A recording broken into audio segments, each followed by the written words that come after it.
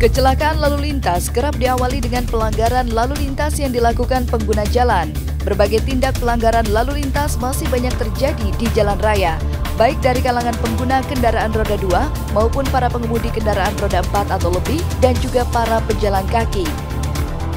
Para pengguna roda 2 misalnya, nekat melaju di jalan raya tanpa menggunakan helm standar nasional Indonesia, kebiasaan menerobos lampu merah, melanggar garis marka di lampu merah, nekat melawan arus, memutar sembarangan di tempat terlarang, naik ke trotoar di saat terjadi kemacetan, dan nekat menyeberang jalan menggunakan jembatan penyeberangan untuk pejalan kaki.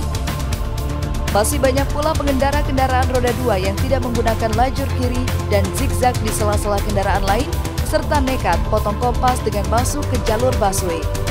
Ketentuan menyalakan lampu utama di siang hari juga masih banyak yang mengabaikan. Dalam keseharian pun masih banyak dijumpai pengendara kendaraan roda 2 yang berboncengan lebih dari 2 orang dan membawa beban melebihi kapasitas.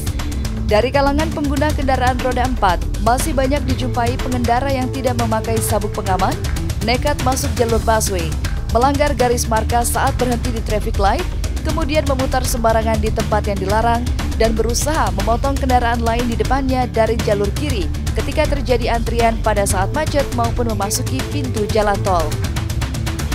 Banyak pula melintas pada sisi bahu jalan dan pada saat berhenti maupun memarkir kendaraan, masih ada yang mengabaikan rambu-rambu dilarang berhenti maupun dilarang parkir.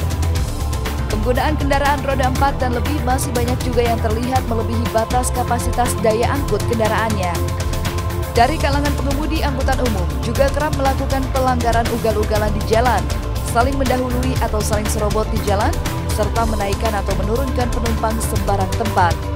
Kecenderungan lainnya adalah mengabaikan emisi gas buang kendaraan yang dikemudikannya, sehingga menambah pencemaran udara di jalan raya lewat asap knalpot yang terlihat hitam pekat dan mengganggu pengendara lainnya. Di beberapa wilayah juga masih terdapat kendaraan pribadi yang digunakan sebagai angkutan umum.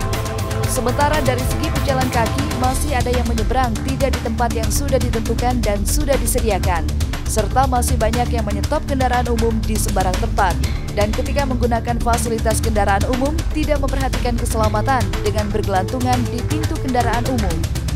Beberapa pihak juga terlihat masih mengabaikan penggunaan jalan sebagaimana fungsinya dan dapat menyebabkan kemacetan, seperti penggunaan jalan untuk kepentingan pribadi atau golongan tertentu tanpa memperhatikan situasi kondisi lalu lintas jalan yang digunakan. Dan keberadaan pasar tumpah yang berakibat kemacetan juga masih banyak terlihat. Dan berikut ini beberapa contoh pelanggaran lalu lintas yang dilakukan oleh berbagai pihak pengguna jalan yang dapat mengakibatkan kecelakaan lalu lintas.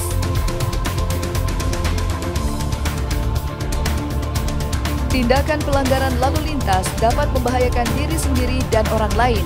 Karena itu, marilah kita budayakan tertib berlalu lintas di jalan agar terwujud keamanan, keselamatan, ketertiban, dan kelancaran berlalu lintas.